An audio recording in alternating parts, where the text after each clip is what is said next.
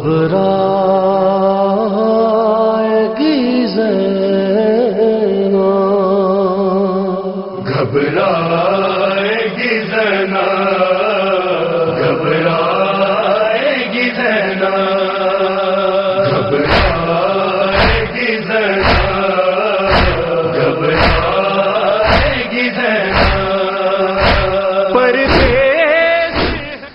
الحمد لله رب العالمين، والصلاة والسلام على أشرف الخلائق أجمعين، سيد الأولين والآخرين، إمام المرسلين وخاتم النبيين، سيدنا وشفيعنا وحبيبنا وحبيب إله العالمين أبي القاسم المصطفى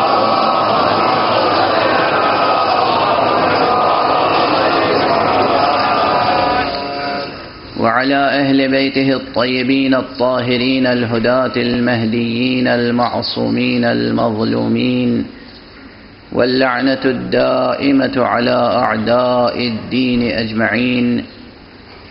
أما بعد، فقد قال الله تعالى عز اسمه في محكم كتابه ومتقن خطابه: بسم الله الرحمن الرحيم. قل إنما أنا بشر مثلكم يوحى إلي أنما إلهكم إله واحد، فمن كان يرجو لقاء ربه فليعمل عملا صالحا ولا يشرك بعبادة ربه أحدا. صلوات الله.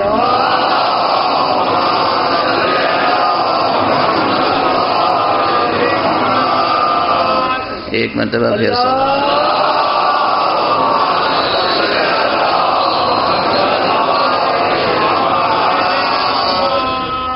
برادران عزیز، ہمارا عنوان گفتگو ہے مقام ختم نبوت اور انسان.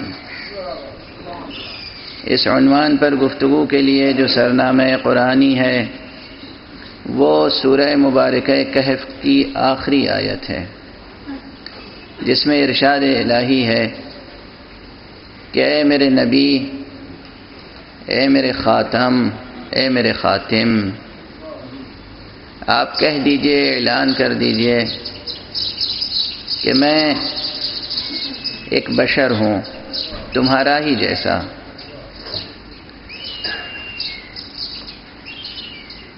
مجھ پر وحی نازل ہوتی ہے، اور وحی یہ نازل ہوتی ہے کہ معبود بس ایک ہے، تمہارا معبود بس ایک ہے، اور جو بھی اپنے رب کی بارگاہ میں باریابی کا آرزومند ہو، اس کے لیے لازم ہے کہ وہ عمل صالح بجا لائے اور اپنے رب کی عبادت میں شرک نہ کرے.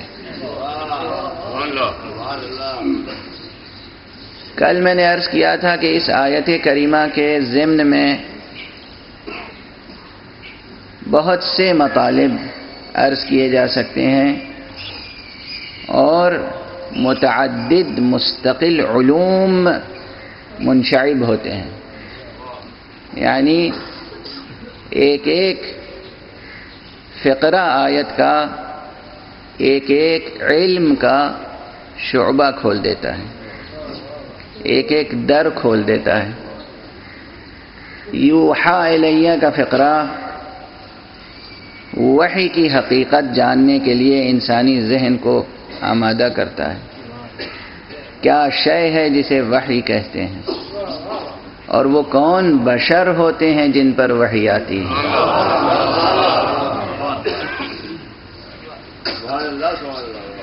یہ سوچنے کے لیے فطری طور پر، منطقی طور پر انسانی ذہن آمادہ ہو جاتا ہے کہ اعلان ہو رہا ہے میں بشر ہوں تمہاری طرح، مگر مجھ پر وحی نازل ہوتی ہے. ہر بشر سوچ سکتا ہے کہ بشر تو میں بھی ہوں، مگر مجھ پر وحی کیوں نہیں نازل ہوتی؟ زیادہ تفصیل میں نہ جائے اگر انسان، دیانت داری کے ساتھ اتنی ہی بات سوچتا رہے تب بھی یہ کہنے کی جرات نہیں کر سکتا کہ وہ بشر مجھ جیسا ہے۔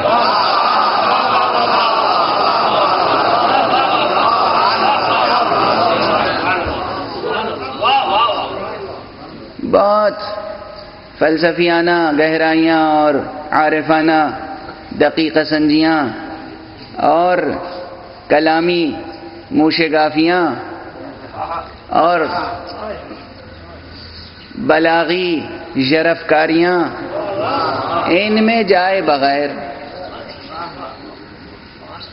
اگر انسان صاحب قلب سلیم ہے، اگر انسان کی فکر مستقیم ہے، تو وہ اسی آیت سے اپنا اور ان کا فرق پہچان لے گا۔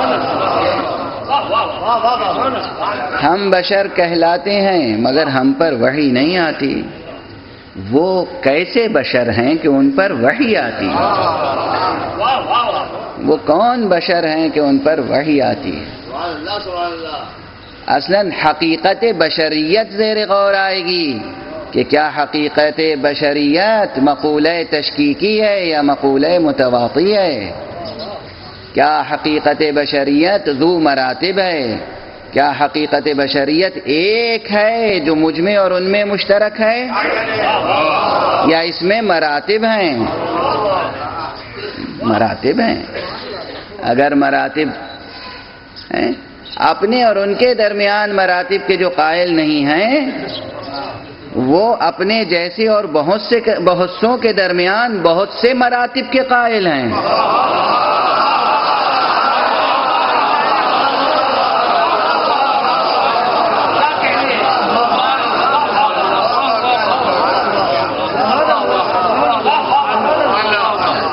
اور فرما رہے ہیں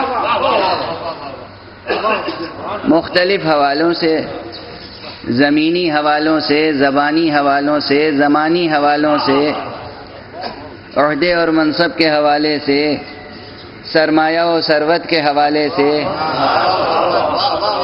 سیاست و ثقافت کے حوالے سے، اقتدار و حکومت کے حوالے سے کتنے تفاوت کے قائل ہیں، کتنے امتیازات کے قائل ہیں، آپس میں اتنے امتیازات کے قائل۔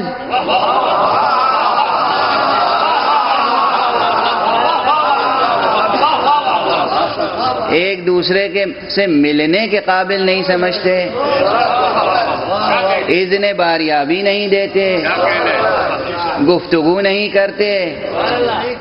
اگر کسی کا بڑا دفتر ہے تو اتنے ہی سیکریٹری ہوں گے، اور ایک غریب مسکین عام آدمی ان سے گفتگو کرنے کے لیے ترس جائے گا۔ ایک مرتبہ ٹیلی فون کیجئے تو ایک سیکریٹری اٹھاتا ہے، دوسری مرتبہ ٹیلی فون کیجئے دوسرا سیکریٹری اٹھاتا ہے، تیسری مرتبہ ٹیلی فون کیجئے تیسرا سیکریٹری اٹھاتا ہے۔ اور بہرحال ان حضرت اعلیٰ سے گفتگو نہیں ہو سکتی، نہ ان کی آواز سن سکتے ہیں، نہ ان کو اپنی فریاد پہنچا سکتے ہیں۔ اتنے حجابات درمیان میں ہیں۔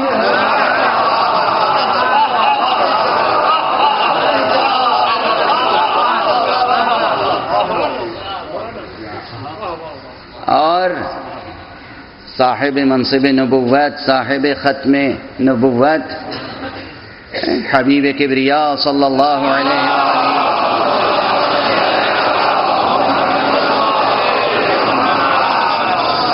ان کے لیے یہ اصرار ہے کہ وہ بس ہمارے ہی جیسے تھے، بس ہمارے ہی جیسے تھے۔ بہرحال بری عقل و دانش بباید گریست، اس عقل و دانش پر رونے کا دل چاہتا ہے، رونا چاہیے۔ وہ بشر ہیں، حقیقت بشریت خود ایک مفصل بحث ہے۔ جو میں نے کہا یہ دو اصطلاحیں میں نے علمی استعمال کرنی کہ یہ مقولہ تشکیکی ہے، مقولہ متواطی ہے، یعنی ایک حقیقت ہے جس میں افراد مختلف متباین ہیں، یا ایک ایسی حقیقت ہے جس میں مراتب ہیں۔ مراتب وہ حقیقت ہوتی ہے ذو مراتب کہ جیسے کوئی حقیقت جو ذات مراتب ہوتی ہے ویسے ہی ہے، جیسے نور، جیسے وجود سب کو حاصل ہے، ذرات کو بھی وجود حاصل ہے، جمادات کو وجود حاصل ہے، نباتات کو وجود حاصل ہے، حیوانات کو وجود حاصل ہے، انسان کو وجود حاصل ہے۔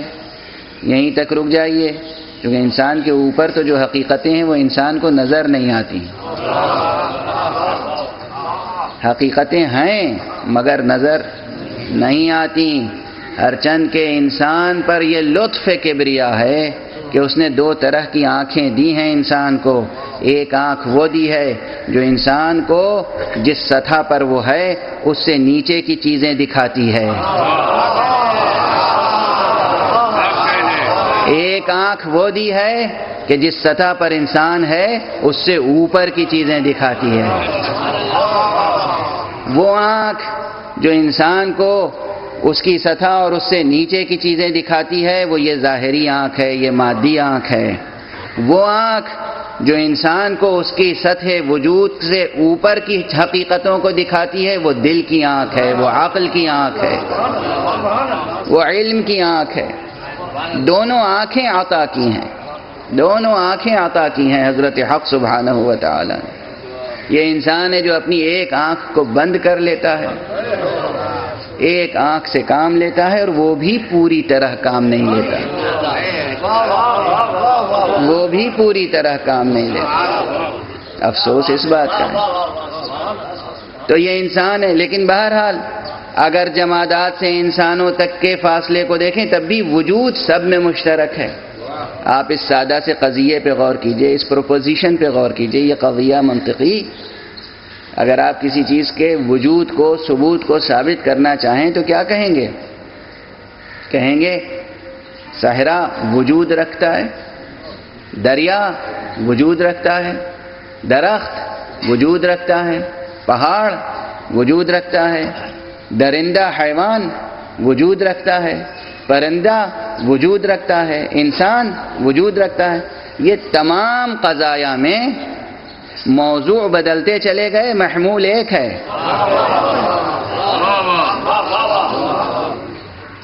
صحرا، دریا، درخت، پہاڑ، حیوان بدلتے چلے گئے مگر یہ سب میں مشترک کیا ہے؟ وجود رکھتا ہے، وجود رکھتا ہے، وجود مشترک ہے نا۔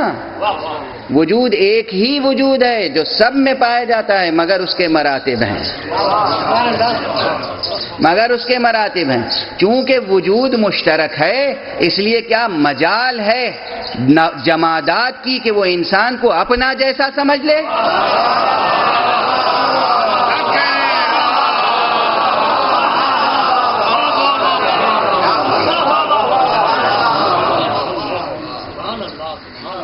بالکل علمی اور منطقی اور عقلی گفتگو ہے، کامن سینس سے بھی آپ اگر کام لیں تو بات سمجھ میں آ جائے گی۔ وجود مشترک ہے، ان جملوں میں کیا فرق ہے؟ پہاڑ وجود رکھتا ہے، انسان وجود رکھتا ہے، دونوں وجود رکھتا ہے۔ تو اب ہمیں کیا معلوم کہ وجود میں کیا فرق ہے؟ جیسے ہم پہاڑ سے سلوک کرتے ہیں اگر ویسے ہی انسان سے کرنے لگیں۔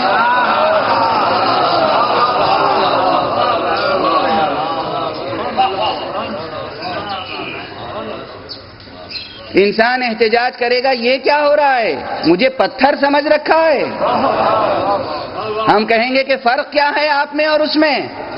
یہ بھی وجود رکھتا ہے، وہ بھی وجود رکھتا ہے۔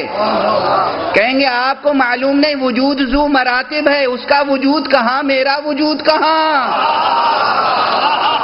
اب اگر آپ بھی بشر ہیں اور نبی کو بھی کہا گیا بشر ہیں تو آپ کہاں بشر، وہ کہاں بشر؟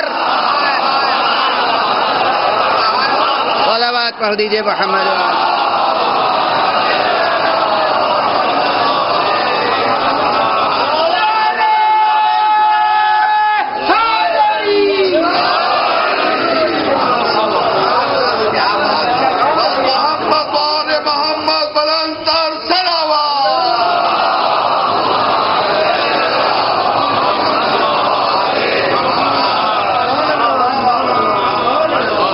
کتنا فرق ہے، آپ کے وجود میں اور پتھر کے وجود میں کتنا فرق ہے؟ آپ کے وجود میں اور نباتات کے وجود میں کتنا فرق ہے؟ آپ کے وجود میں اور حیوانات کے وجود میں کتنا فرق ہے؟ اتنا فرق ہے کہ وجود وہ بھی رکھتا ہے، وجود آپ بھی رکھتے ہیں، وہ آپ پر تصرف نہیں کر سکتا، آپ اس پر تصرف کر سکتے ہیں۔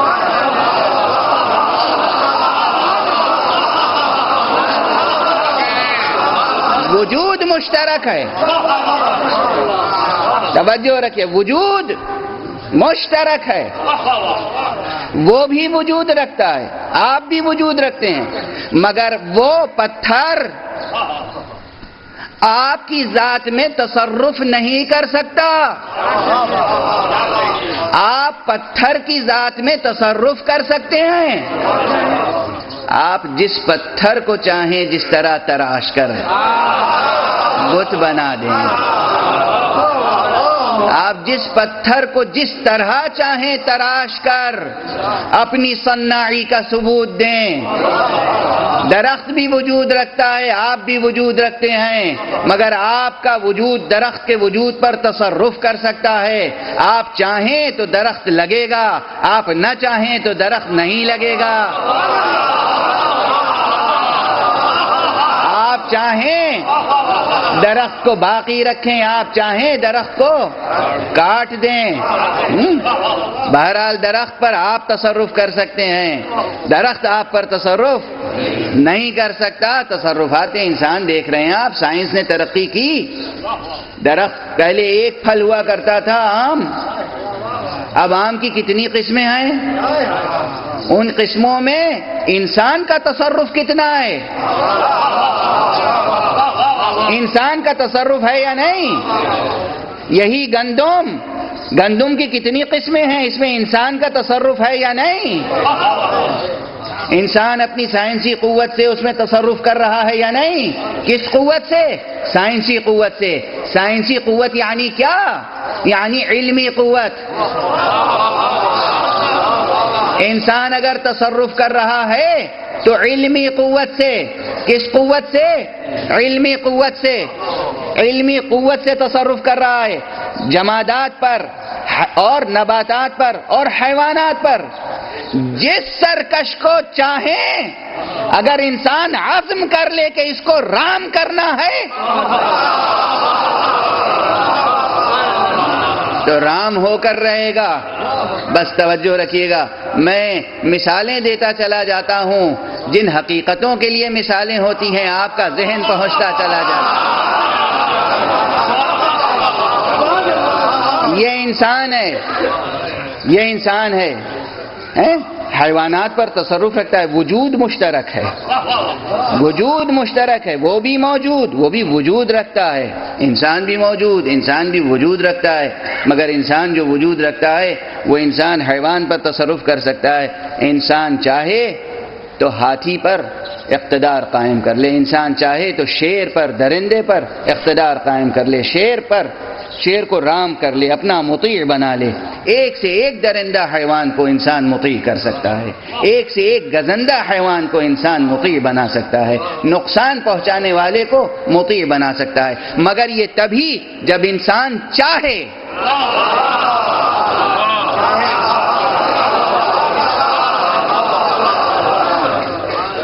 جب انسان چاہے، جب انسان چاہے، اور انسان مکلف نہیں ہے۔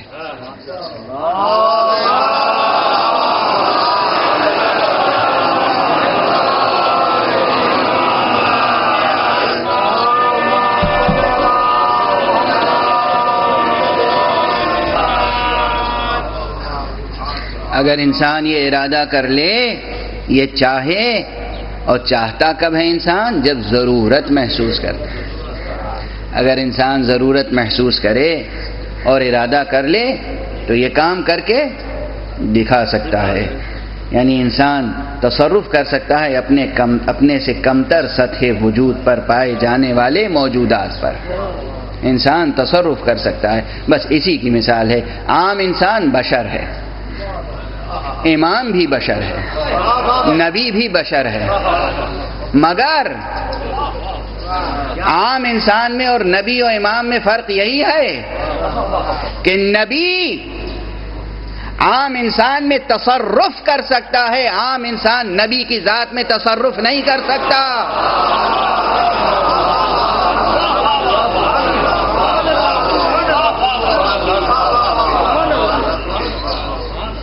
بھئی یہ ایک جملہ چھوٹا سا ہے مگر اس میں مطالب بہت ہیں۔ انسان پر نبی تصرف کرتا ہے، تصرف رکھتا ہے۔ قرآن مجید نے یہی کہا، سورہ مبارکہ احزاب پڑھ لیجئے، دوسرے مقامات پڑھ لیجئے کہ نبی جو ہے وہ اولا بالتصرف ہے، وہ تصرف کا حق رکھتا ہے۔ لیکن دو طرح کے تصرفات ہیں، دو طرح کے تصرفات ہیں۔ ایک یہ ہے کہ آپ جاتے ہیں اور دیکھتے ہیں کہ جاندار حیوانات ہیں، ان کے پاس پانی نہیں ہے، غذا نہیں ہے، تو آپ ان کو پانی اور غذا دے دیتے ہیں۔ یہ عمومی تصرف ہے، یہ عمومی تصرف ہے، یہ من باب لطف ہے، یہ اسباب لطف ہے۔ حیوانات کو پانی دینا، دانا دینا۔ لوگ سمندر کے کنارے، دریا کے کنارے جاتے ہیں، مچھلیوں کے لیے دانا ڈال دیتے ہیں، غذا ڈال دیتے ہیں، اور صحراؤں میں جاتے ہیں، مختلف مقامات پہ جاتے ہیں، پرندوں کے لیے دانا ڈال دیتے ہیں صدقے کے طور پر۔ اور اگر کوئی ذمہ دار بنا دیا جائے صرف اس کا،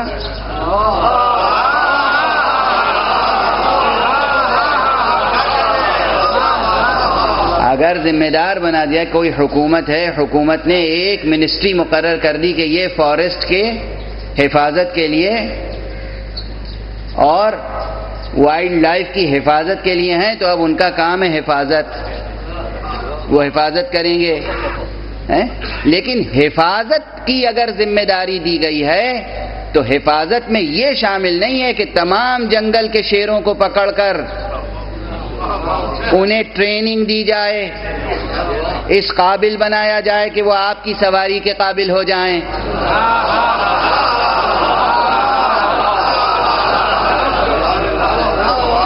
یہ ذمہ داری عائد نہیں ہوتی ہے۔ اور فرمانے آپ، بہرحال مثالیں ہیں، آپ کا ذہن دور تک جا رہا ہے۔ میں اگر اسی طرح مثالیں دیتا چلا جاؤں تو آپ تو چونکہ آپ کی ذہانتیں ذکر آل محمد کی فضا میں پروان چڑھی ہیں،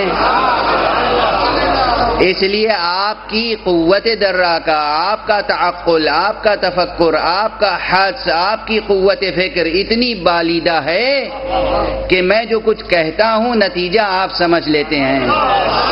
مگر بہت سے سامعین ایسے ہوں گے جو حیران ہوتے ہوں گے، ششدر رہ جاتے ہوں گے کہ انہوں نے کہا کچھ بھی نہیں، یہاں نعرے لگنے لگے۔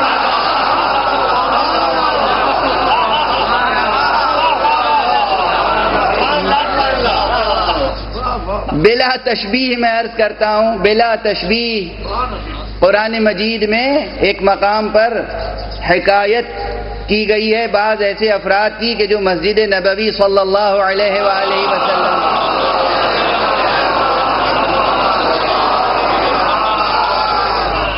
خطبہ سنتے تھے، اور خطبہ سننے کے بعد کچھ لوگ وجد کرتے تھے، محظوظ ہوتے تھے، کچھ لوگ اپنے وجود میں بلندی محسوس کرتے تھے، سخنان پیغمبر سن کر نورانیت محسوس کرتے تھے، ذہن منور ہوتے تھے، قلب منور ہوتے تھے، حضور کی باتیں سن کر آنکھوں سے آنسو جاری ہو جاتے تھے، اس طرح کہ پروردگار نے ان کی تعریف کی ہے کہ دیکھو سچے مومن تو وہ ہوتے ہیں کہ جو ہماری آیتوں کی تلاوت جب کی جاتی ہے تو بے اختیار روتے ہیں اور روتے روتے سجدوں میں گر پڑتے ہیں۔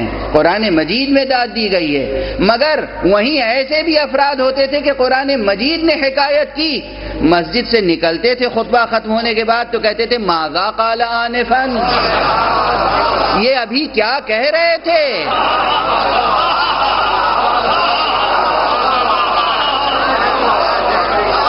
قرآن ہے، یہ روایت نہیں ہے، قرآن ہے۔ ماذا قال آنفا، یہ ابھی کیا کہہ رہے تھے؟ غور فرمایا آپ نے؟ بہرحال تو میں اگر مثالیں دیتا ہوا آگے بڑھوں تو پورا وقت صرف ہو جائے گا، اور جس کی خاطر مثالیں دی جا رہی ہیں وہ تذکرہ رہ جائے گا۔ انسان بشر ہے، نبی اور امام بھی بشر ہیں، مگر انہیں حق تصرف عطا کیا گیا ہے۔ ایک تصرف عمومی ہے، ہدایت دینا، ہر ایک کو اس حقیقت سے آشنا کرنا جس حقیقت کا نام معبود برحق ہے، اللہ سبحانہ و تعالی کی معرفت عطا کرنا، مبدأ کا شعور عطا کرنا، اس طرف بلانا، اس طرف آواز دینا، اور انجام کار سے ڈرانا، انجام کار سے متنبہ کرنا۔ دیکھو کہیں سے آئے ہو اس کو بھولنا نہیں، کہیں جانا ہے راستہ بھٹکنا نہیں، منزل کے بجائے کہیں اور نہ چلے جانا۔ تمہاری منزل بہشت ہے، تمہاری منزل فردوس ہے، تمہاری منزل ذات حق سبحانہ و تعالی تک پہنچنا ہے۔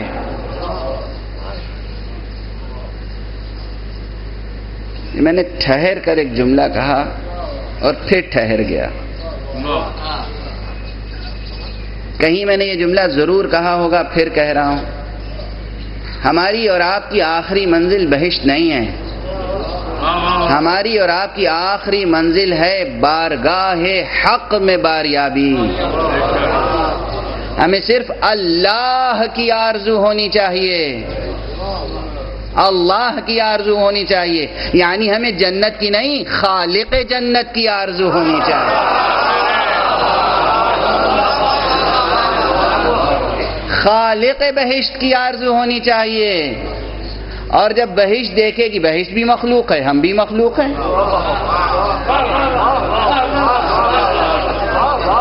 بہشت خالق ہے کہ مخلوق؟ بہشت مخلوق ہے، ہم کیا ہیں؟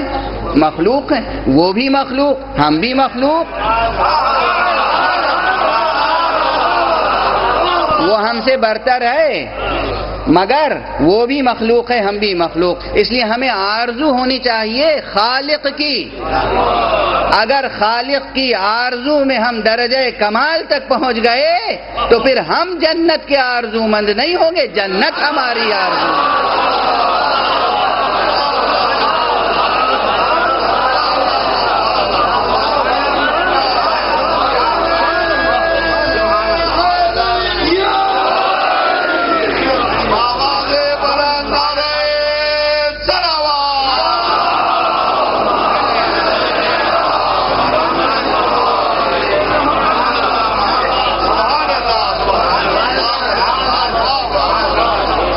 دیکھیے، اگرچہ یہ جملہ معترضہ کے طور پہ درمیان میں آ گیا، موضوع میرا کچھ اور ہے، مگر جب یہ جملہ آ گیا ہے اس مقام پر تو پھر ذرا سی وضاحت اور کر دوں کہ عرفاء کا مسلک، عرفاء کی تعلیمات یہ کیوں ہیں کہ تم جنت کی آرزو میں عبادت نہ کرو، خالق جنت کی آرزو رکھو، اللہ کی طلب رکھو، اللہ کی طلب رکھو۔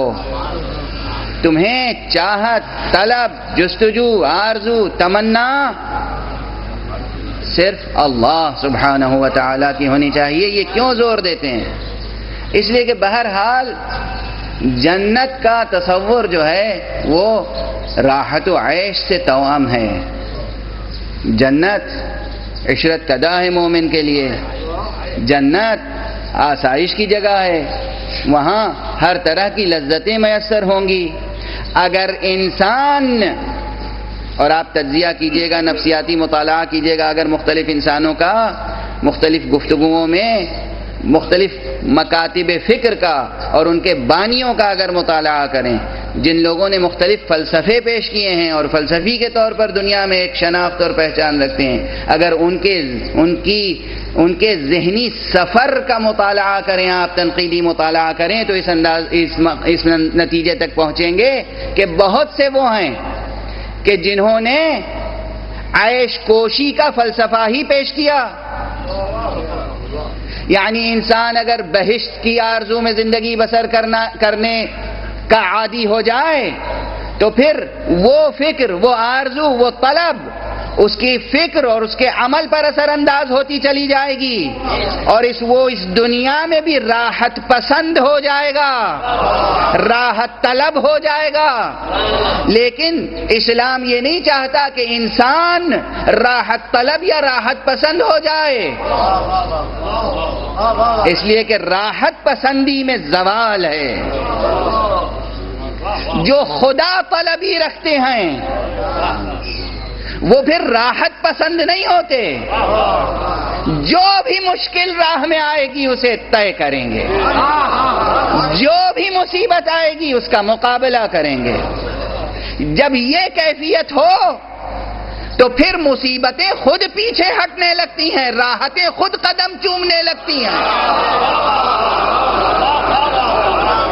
مگر اس کے لیے اولو العزمی درکار ہے، انسان میں اولو العزمی باقی رہے، انسان اولو العزم رہے، اس کا ارادہ پختہ رہے، اس کا مطمع نظر بلند رہے۔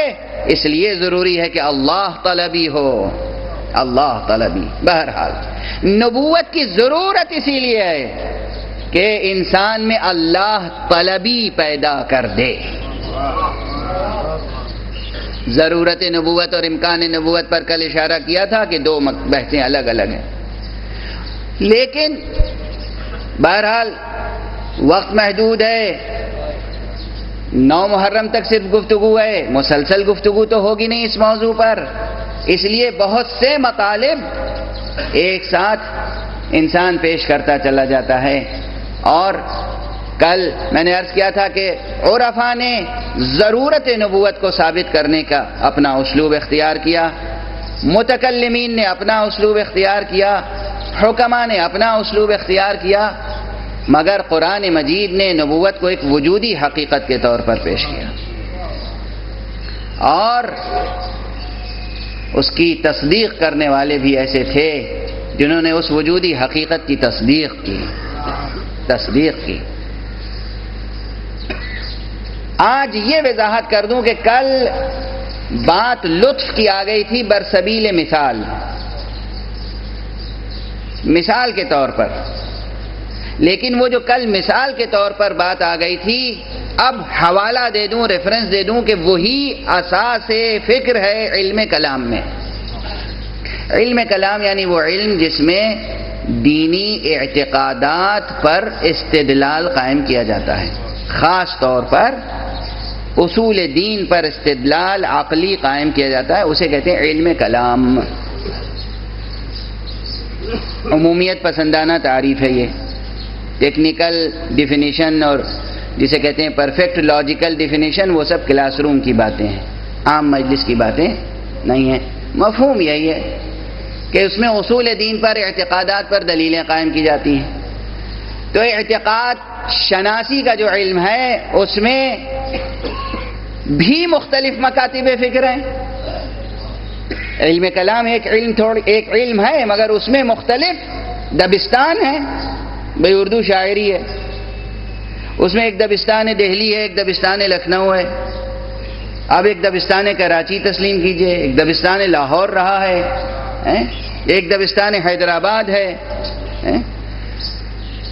ہر جگہ کی خصوصیتیں الگ ہیں، نظریات الگ الگ ڈیولپ ہو جاتے ہیں، تھیوریاں ڈیولپ ہو جاتی ہیں۔ اسی طرح علم کلام ہے، ایک اشاعرہ کا مکتب فکر ہے، ایک معتزلہ کا مکتب فکر ہے، ایک اثنا عشری شیعوں کا مکتب فکر ہے، ایک غیر شیعہ افراد کا مکتب فکر ہے، مختلف مکاتب فکر ہیں۔ اور پھر علم کلام صرف اسلام سے وابستہ نہیں ہے، مسیحی علم کلام موجود ہے، یہودی علم کلام موجود ہے۔ تو علم کلام میں مختلف مکاتب فکر ہیں۔ اب دیکھنا یہ کہ علم کلام میں نبوت کا اس بات، اسلامی علم کلام میں نبوت کا اس بات کن کن نقطہ نظر سے ہوا ہے۔ ایک نقطہ نظر یہی ہے کہ نبوت بربناء لطف ذات باری تعالی پر واجب و لازم ہے، چونکہ وہ خالق ہے۔ آپ اپنے خالق کو نعوذ باللہ یہ سمجھتے ہیں کہ وہ کسی بھی شے کا ضرورت مند ہے، محتاج ہے، نیاز مند ہے، حتیٰ کہ ہمارا آپ کا نیاز مند ہے وہ، اس کی کوئی ضرورت تھی جس ضرورت سے ہمیں پیدا کیا؟ اس کی کوئی ضرورت تھی، احتیاج تھی جس کی وجہ سے یہ کائنات خلق فرمائی؟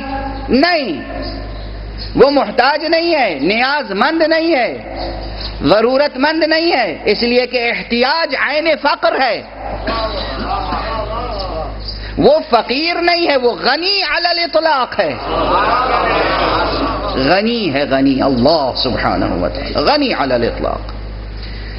فقر، احتیاج، نیاز مندی، ضرورت، اس کا تصور بھی نہیں کیا جا سکتا اس کی ذات میں، تو پھر اس نے پیدا کیوں کیا ہمیں؟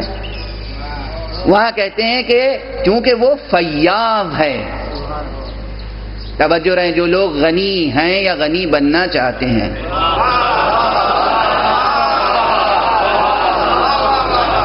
جو لوگ سرمایہ دار ہیں، ثروت مند ہیں، دولت مند ہیں یا دولت مند سرمایہ دار اور ثروت مند بننا چاہتے ہیں، انہیں جاننا چاہیے کہ اللہ سبحانہ و تعالی غنی ہے، اور غنی ہونے کا تقاضا کیا ہے؟ کہ انسان فیاض ہو، ذات غنی فیاض ہو۔ جب دولت ہو اور دولت سمیٹ کر رکھی جائے تو سمیٹ کر رکھنے کا مطلب یہ ہے کہ ابھی فقر باقی ہے۔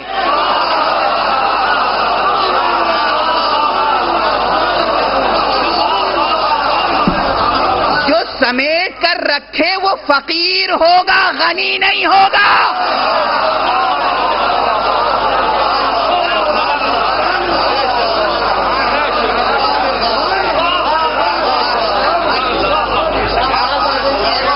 غنی وہ ہوگا جو دولت لٹائے گا۔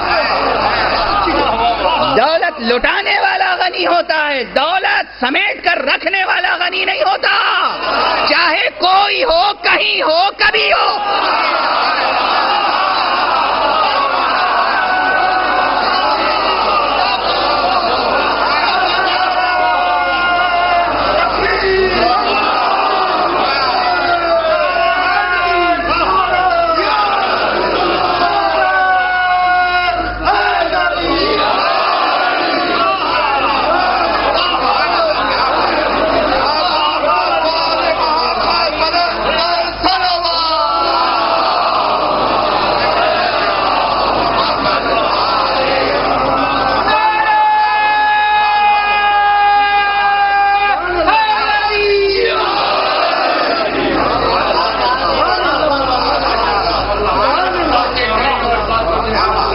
سمجھیں، حقیقتوں کو سمجھیں۔ کہہ لینے دیجئے مجھے یہ جملہ، کبھی بھی وہ شخص، وہ ذات، وہ فرد غنی لقب کا مستحق نہیں ہو سکتا جس کے لیے ٹوکنا پڑے کہ مال کو خزانے میں نہ رکھو، لٹاؤ۔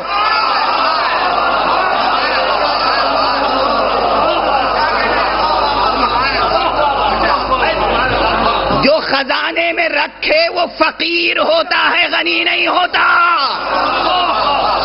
غنی ذات حق ہے، اور یہ ذات حق کی صفت غنا اگر کسی میں ہوتی ہے تو وہ خزانے میں رکھتا نہیں ہے، بیت المال میں جھاڑو دے کر، مال لٹا کر، مال تقسیم کر کے بتاتا ہے میں ہوں غنی، اور اس غنی کا جانشین اس دنیا میں۔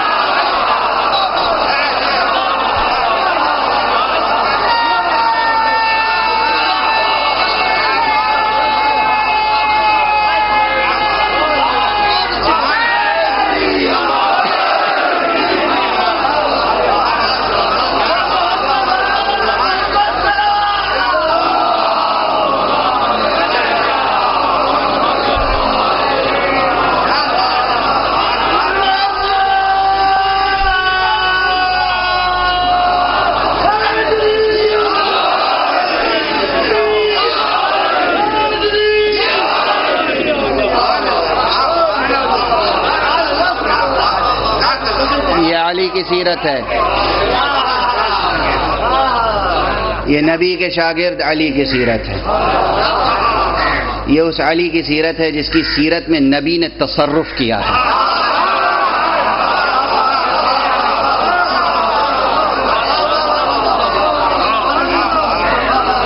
نبی بھی بشر ہیں، علی بھی بشر ہیں. نبی نے تصرف کیا، علی نے تصرف کو قبول کیا. الفقر و فخری کہنے والا نبی جس شان غنا و استغنا سے اس دنیا سے گیا، وہی شان اس کے وسیع میں تھی.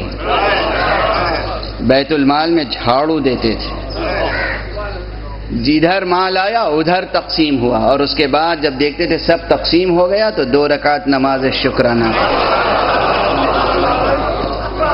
اللہ اللہ، نماز شکرانہ ادا کرتے تھے. بات کہاں سے کہاں پہنچ جاتی ہے. مگر میں عرض کر رہا تھا کہ رب اکبر غنی علی الاطلاق ہے، فقیر نہیں ہے، نیاز مند نہیں ہے، ضرورت مند نہیں ہے. تو چونکہ غنی ہے اس لیے فیاض ہے. کائنات اس لیے وجود رکھتی ہے کہ یہ اس کا فیض ہے. کیا ہے کائنات؟ فیض الہی ہے. کائنات فیض الہی ہے. سبب وجود کائنات کیا ہے؟ فیاضی، نہ کہ ضرورت مندی. ببن تفاوت رہز کجاست تاب کجا. لوگ سمجھتے ہیں اللہ نے مجھے کیوں پیدا کیا. جوان آتے ہیں جو زندگی کے مشکلات سے دوچار ہوتے ہیں اور ان میں انسانی اولو العزمی نہیں ہوتی. جوانوں، عزیزوں، تم سے خطاب ہے ہمارا. ذرا سی مشکلیں یا سختیاں زندگی کی، اسے تھک ہار کے شکوہ کرنا، گلہ کرنا اولو العزمی کے خلاف ہے. انسان جو اشرف المخلوقات ہے اس کی شان کے خلاف ہے کہ وہ مشکلات سے گھبرائے. اور اس لیے وہ جب گھبراتے ہیں تو اضطراب میں اعتراض کرتے ہیں اللہ نے ہمیں کیوں پیدا کیا، مصیبت میں ڈال دیا، کیا ضرورت تھی. ارے اللہ نے پیدا کیا، یہ فیض ہے اس کا، کرم ہے اس کا. تمہاری ظرف کی کوتاہی یہ ہے کہ فیض کا تحمل نہیں ہو پا رہا. اس کی عطا، اس کی نعمت کی قدر دانی نہیں کر پا رہے ہو. اس نے خلق فرمایا. تخلیق کا نظریہ کیا ہے؟ نظریہ خیر. ہدایت کا نظریہ کیا ہے؟ نظریہ لطف. جب اس نے از راہ فیض خلق کر دیا تو اب لطف مشیت، لطف ربوبیت، کرم الہی کا تقاضا یہ تھا. اور دیکھیے ہم پر جو تکلیف واجب ہوتی ہے اس وجوب کے معنی کچھ اور ہیں. اور جب ایک علم کلام میں کہا جاتا ہے کہ پروردگار پر یہ واجب ہے، لازم ہے، اس کے وجوب کے معنی کچھ اور ہوتے ہیں. اس کے معنی کچھ اور ہوتے ہیں. اسباب لطف، اسباب کرم اس پر یہ لازم ہے. اس نے خود اپنی ذات پر لازم قرار دے رکھا ہے. اس نے خود اپنی ذات پر لازم قرار دے رکھا ہے کہ جب کسی ماں کے آغوش میں بچہ دے گا تو اس کے سینے میں اس کی غذا دے گا. ماں بچے کی آرزو کرے گی، وہ صرف بچہ نہیں دے گا، بچے کے ساتھ بچے کی غذا بھی دے گا.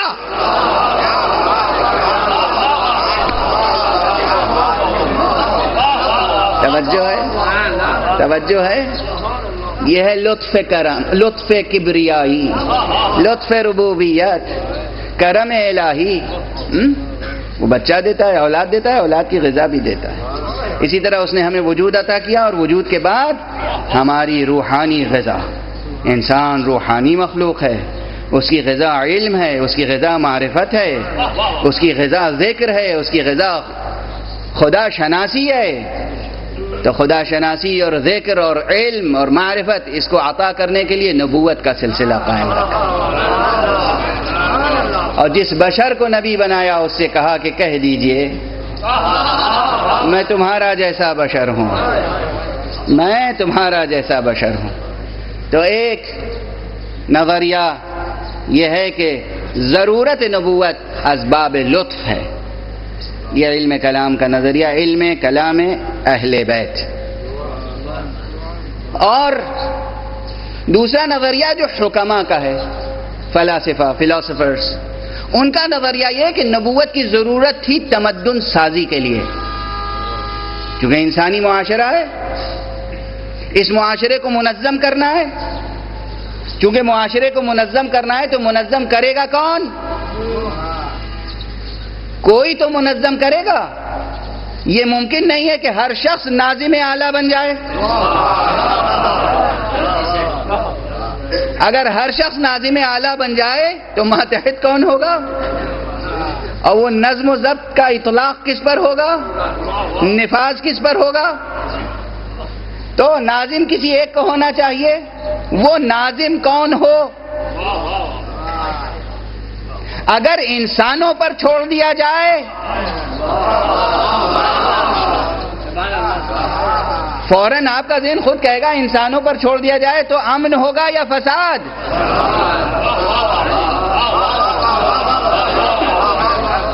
یعنی جس چیز کے لیے معاشرے انسانی کو منظم کرنا ہے، سوسائٹی آرگنائز کرنی ہے، وہ غرض و غایت ہی فوت ہو جائے گی، وہ مقصد ہی حاصل نہیں ہوگا.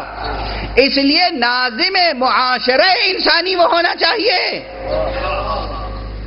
کہ جو خالق نے معین کیا ہو، اور خالق جسے معین کرے گا پھر وہ ظرف دیکھ کر معین کرے گا.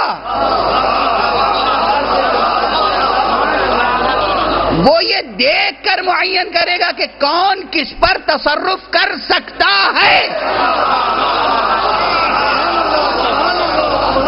اور ایک جملہ عرض کروں، صرف یہی نہیں دیکھے گا کہ کون کس پر تصرف کر سکتا ہے، بلکہ وہ یہ دیکھے گا کہ یہ اپنے تصرف میں تجاوز تو نہیں کرے گا.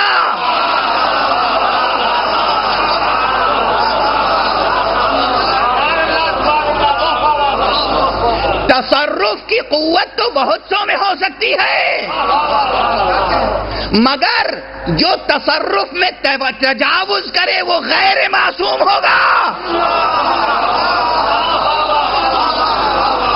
جو تجاوز نہ کرے بس اسی کو معصوم کہتے ہیں. معصوم کوئی اور نہیں ہے، وہ بشر، وہ انسان کامل جو منصب الہی پر فائز ہو اور تجاوز نہ کرے، ظلم نہ کرے، جور نہ کرے، تعدی نہ کرے، اسی کا نام معصوم ہے، اسی کا نام معصوم ہے. لا مشاحۃ فی الاصطلاح، ٹرمینالوجی میں جھگڑنا نہیں چاہیے. یہ جملہ یاد رکھیے گا، ہم نبی کو معصوم جانتے ہیں اور نبی کے کا جانشین بھی اسی کو مانتے ہیں جو معصوم ہو. ائمہ اہل بیت کے تعلق سے ہم کہتے ہیں یہ معصوم ہیں. بہت سے لوگ معصوم نہیں کہتے، مگر ایک جملہ کہوں، تمام ملت اسلامیہ سے خطاب کر کے کہہ رہا ہوں، یہ غور کیجئے گا، جو بھی انہیں اصطلاحاً معصوم نہیں کہتے وہ بھی انہیں خطا کار نہیں کہتے.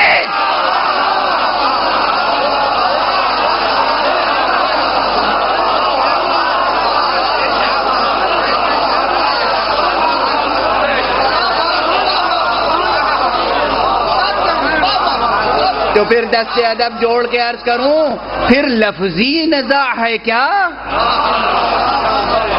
یہ نزاع لفظی ہے، لفظوں پر جھگڑ رہے ہیں. وہ پتھر کے بت بناتے تھے، آپ لفظوں کے بت بنا رہے ہیں.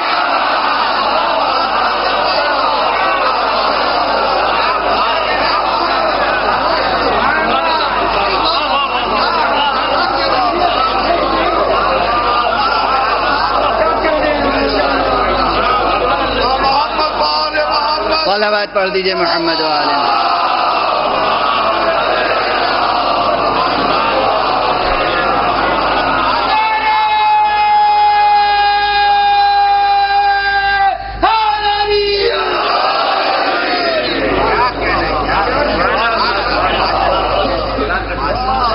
بس وقت تقریباً تمام ہو گیا.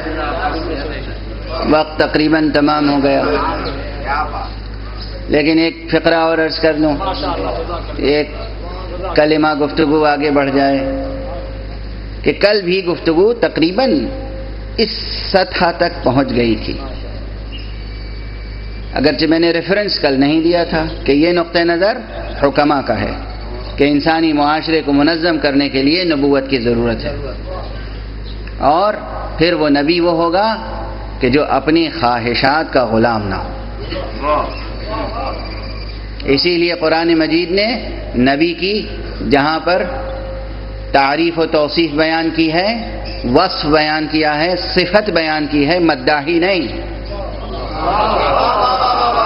مدح اور وصف میں فرق ہے، مدح اور وصف میں فرق ہے۔ وہ بھی اگر وہ مدح کرے کسی کی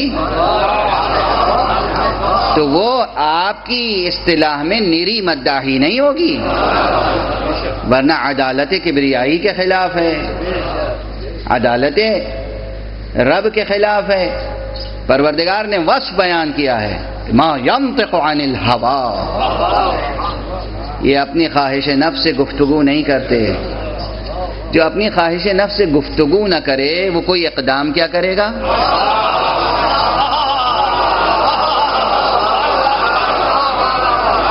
جو لب کشائی نہ کرے، دیکھیے سمجھیے اس مقام کو، جو ایک حرف زبان سے اپنی خواہش کے اثر سے نہ کہے، ایک لفظ، ایک حرف، ما ینطق، نطق نہیں کرتا، گفتگو نہیں کرتا، بات نہیں کرتا، کچھ کہتا نہیں ہے، جو اپنے ہوائے نفس، اپنی خواہش نفس کے تحت کچھ کہے بھی نہیں، وہ کچھ کر کیسے سکتا ہے؟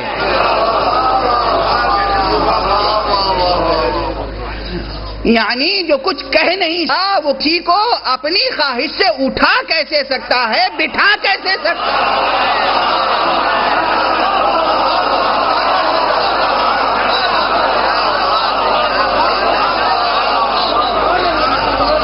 اگر وہ کسی کو بٹھاتا ہے تو بھی سمجھنا چاہیے کہ حق کی مرضی سے، کسی کو اٹھا دیتا ہے تو وہ بھی حق کی مرضی سے، حق کی مرضی سے، اپنی خواہش نفس سے نہیں۔ اور اس لیے ایک فقرہ نبوت کی اور وحی کی تصدیق کیسے ہو،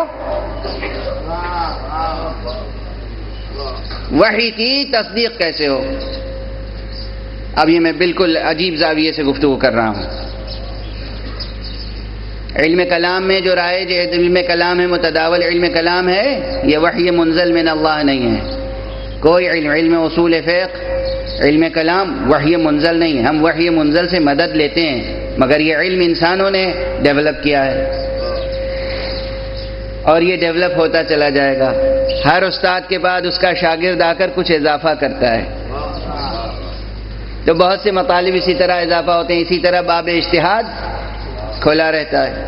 میں بالکل علیحدہ سے ایک سوال قائم کر رہا ہوں کہ قل انما انا بشر مثلکم یوحا الی، یا یوحا الی کہنے والا پیغمبر جب ہمیں سے سنائے کہ یہ وحی الہی ہے تو ہم تصدیق کیسے کریں کہ یہ وحی ہے یا نہیں؟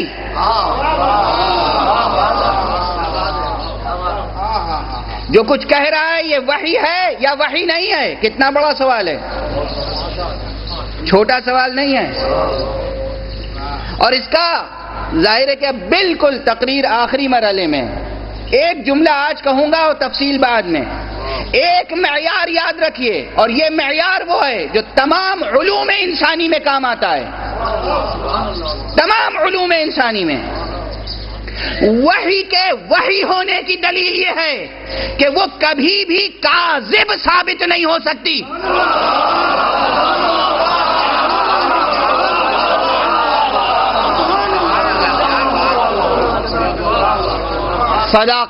صداقت، سچائی، جو بات کہی جائے گی وحی میں وہ ہمیشہ سچی ہوگی۔ دنیا اس کو غلط ثابت کرنا چاہے مگر ثابت نہیں کر سکتی. یہ ہے شان وحی. اور چونکہ شان وحی یہ تھی اس لیے رب نے اس بشر کا انتخاب کیا وحی کرنے کے لیے جس کو پہلے ہی اس کا معاشرہ صادق کے طور پر قبول کر چکا تھا.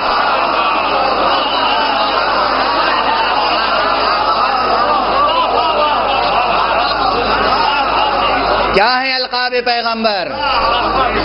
الصادق الامین، الصادق الامین، سچا اور امانت دار، سچا اور امانت دار، الصادق الامین. کون کہتا تھا الصادق الامین؟ پورا عرب کہتا تھا الصادق الامین. یہ روشن چہرے والا سچا ہے، یہ عبداللہ کا آفتاب سچا ہے، یہ ابو طالب کا ماہتاب سچا ہے، یہ آمنہ کا در یتیم سچا ہے، یہ فاطمہ بنت اسد کی گود کا پالا سچا ہے. سچا، الصادق الصادق الصادق، الامین الامین الامین. وقت بالکل ختم ہو گیا. ایک بہت بڑی بحث کو سمیٹ کر ایک جملے میں عرض کر رہا ہوں. انشاءاللہ آپ کی ذہانتیں اسے قبول بھی کریں گی، محفوظ بھی رکھیں گی، اور اس کی تفصیل آئندہ گفتگو میں آئے گی. الصادق الامین بظاہر دو الفاظ ہیں، دو الفاظ ہیں، دو مفاہیم ہیں، دو معانی ہیں، مصداق دونوں کا ایک ہے. کاش یہ جملہ محفوظ رہ جائے. جو قول میں امانت داری رکھے وہ صادق ہے، جو عمل میں صداقت رکھے وہ امین.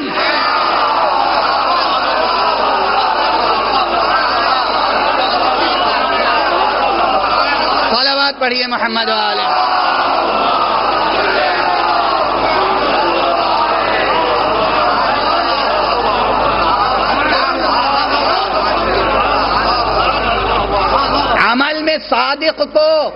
عمل میں صادق کو امین کہتے ہیں، قول میں امین کو صادق کہتے ہیں.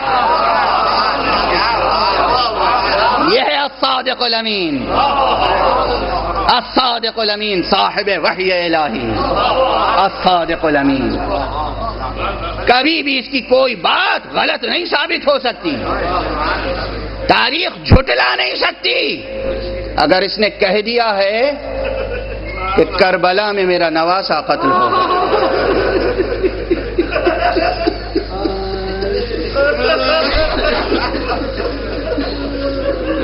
تو وہ نواسا قتل ہوگا. بس کربلا مہر ختم نبوت ہے.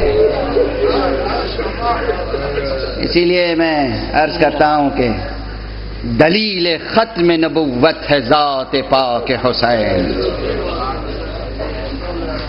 دلیل ختم نبوت. بس گفتگو ختم ہو گئی. آج 3 محرم ہے. 2 محرم کو حسین کا قافلہ کربلا پہنچ گیا ہے. 2 محرم کو ایک مجلس برپا ہو چکی. 2 محرم کو بعض روایتوں کے مطابق زینب کو غش آ گیا، مگر بس 2 محرم کو غش آیا ہے. اس کے بعد پھر کبھی زینب کو غش نہیں آیا. اللہ اکبر، کیا مرتبہ ہے زینب. 2 محرم کے بعد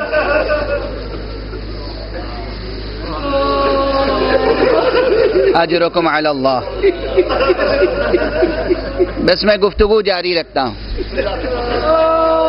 2 محرم کے بعد زینب کے لیے اگر روایتیں پائی بھی جاتی ہیں تو وہ غلط ہیں، ضعیف نہیں، غلط روایت.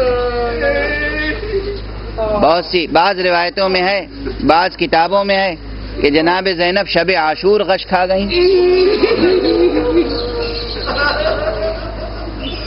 جو بی بی شام غریبہ غش نہ کھائے،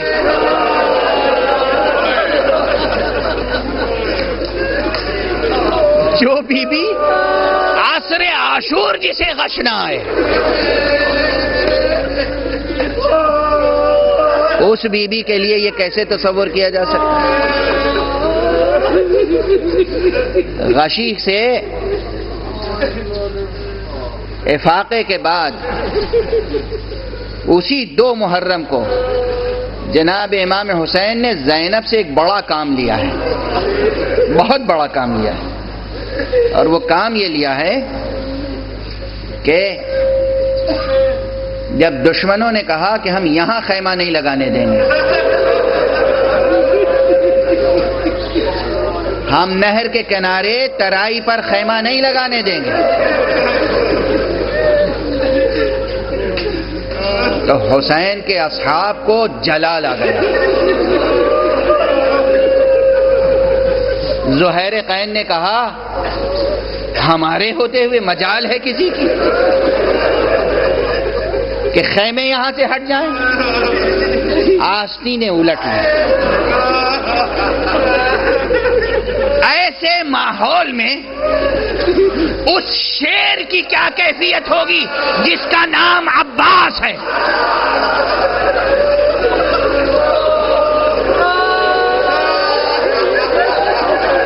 وہ عباس جو علی کی دعا ہے، وہ عباس جو خاص کربلا کے لیے حق کی عطا ہے۔ اب حسین کو اندیشہ ہوا کہ زہیر نے آستینیں الٹ لی ہیں، کہیں ایسا نہ ہو عباس کو جلال آ جائے، اس لیے خیمے میں آئے۔ پھر بہن زینب، ہمیں اس امتحان سے گزرنا ہے، ہمیں آزمائش میں پورا اترنا ہے، ہمیں قربانی دینی ہے، یہ امانت الہیہ ہے، اس امانت کو سنبھالنا ہے۔ بہن نے کہا بھیا پھر کیا ارادہ ہے؟ مجھ سے متعلق کیا وظیفہ ہے؟ کہا بس ایک کام کر دو بہن، عباس کو بلا کے سمجھاؤ، عباس سے کہہ دو اصرار نہ کرے، خیمے ہٹا دے۔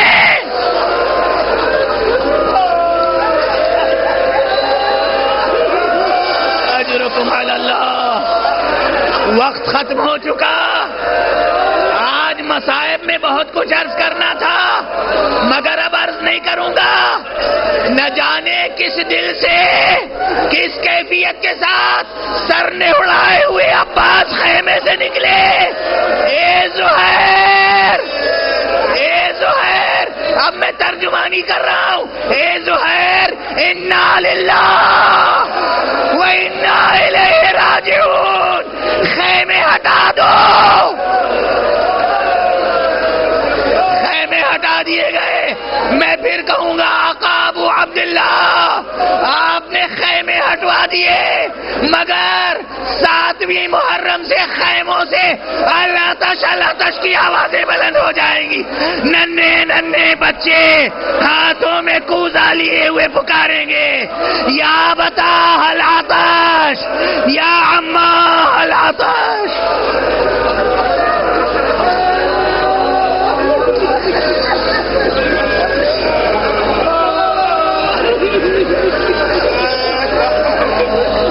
انا للہ و انا الیہ راجعون، رضا بقضائہ و تسلیما لامرہ۔ معبود، ہمیں علوم قرآن اور معارف اہل بیت سے آشنا فرما۔ پروردگار، ہمیں دامن ختم نبوت سے وابستہ رکھ۔ پروردگار، ملت اسلامیہ کو سرفراز فرما، ملت اسلامیہ کو تہذیب آل محمد کے سانچے میں ڈھال دے۔ معبود، تمام عالم بشریت کو برکات اسلام سے سرفراز فرما۔ پروردگار، اپنے ولی آخر کو اذن ظہور عطا فرما اور ان کے ہاتھوں سے اپنی رحمت کا